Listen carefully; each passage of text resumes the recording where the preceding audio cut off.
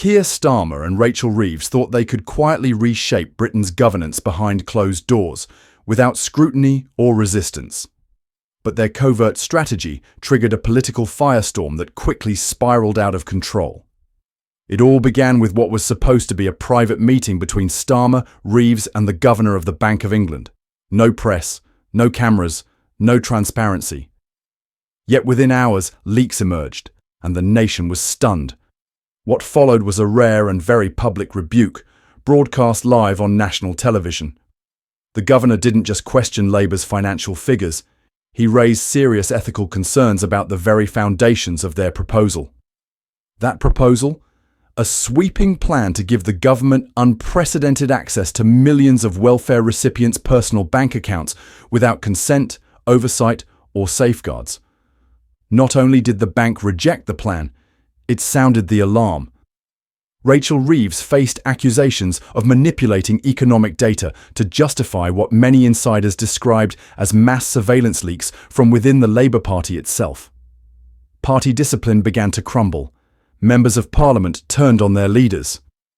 And the public began to ask, has Labour declared war on the very people it's supposed to protect? Insiders claim Starmer and Reeves entered that meeting with a radical pitch, one that would grant the Department for Work and Pensions full authority to monitor every aspect of benefit claimants' financial behaviour. Officially, it was framed as a fraud prevention strategy. Unofficially, it was about control. Reeves presented the plan with confidence, backed by bold projections designed to sell it as modernisation. But the bank's governor wasn't buying it. He reportedly cut her off mid-sentence, dismissed the figures as unreliable, and called the proposal fundamentally unfair. When Starmer tried to intervene, the governor allegedly criticised the briefing papers, saying bluntly, "This isn't financial planning. This is surveillance." Security was quietly alerted. Starmer exited through a side door. No cameras, just silence and humiliation. Did you know that over 95% of our viewers aren't subscribed to the channel? We totally get it. Life gets busy, and sometimes it's easy to forget. But here's the thing, subscribing is completely free, and it really helps us keep creating the content you enjoy.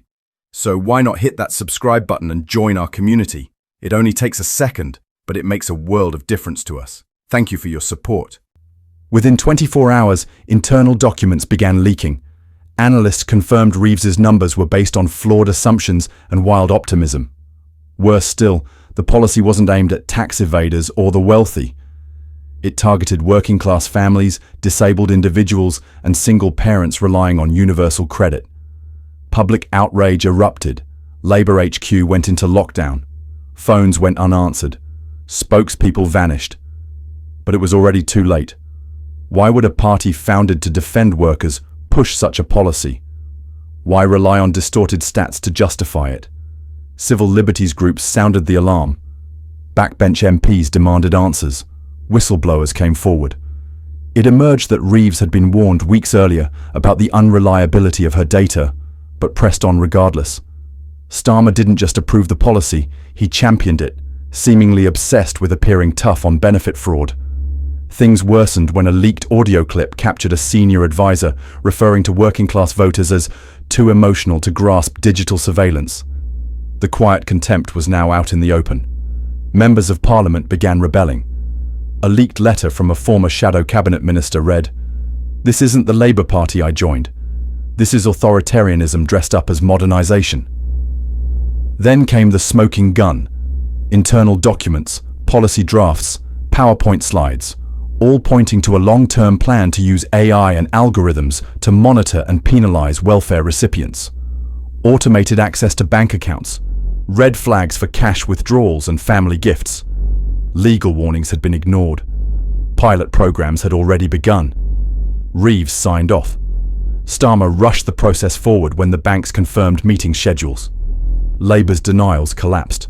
Protests broke out. Hashtags like Number Bank Account Gate and Number Surveillance State began trending. Constituency parties passed no confidence motions. Members of Parliament refused to back the leadership. Trade unions called emergency meetings. The party machine imploded. Then came the final blow. a leaked recording of Starmer joking about the benefits brigade at a donor event. The laughter didn't age well. Reeves tried to defend the policy, insisting, "If you've got nothing to hide, you've got nothing to fear." The backlash was swift. Even the Prime Minister accused Starmer of criminalizing poverty. Donors withdrew support. Poll numbers plummeted. Yet in a leaked staff memo, Starmer reportedly wrote, "Stay the course." What began as a secretive backroom deal had become a national scandal, exposing deep-seated rot at the top of Labour and a betrayal of those they once vowed to defend. We want to make it clear that our videos do not contain any kind of misinformation. Our only goal is to deliver true and verified news to you. If you enjoyed the video, please like, share your thoughts in the comments, and don't forget to subscribe to the UK Brief channel.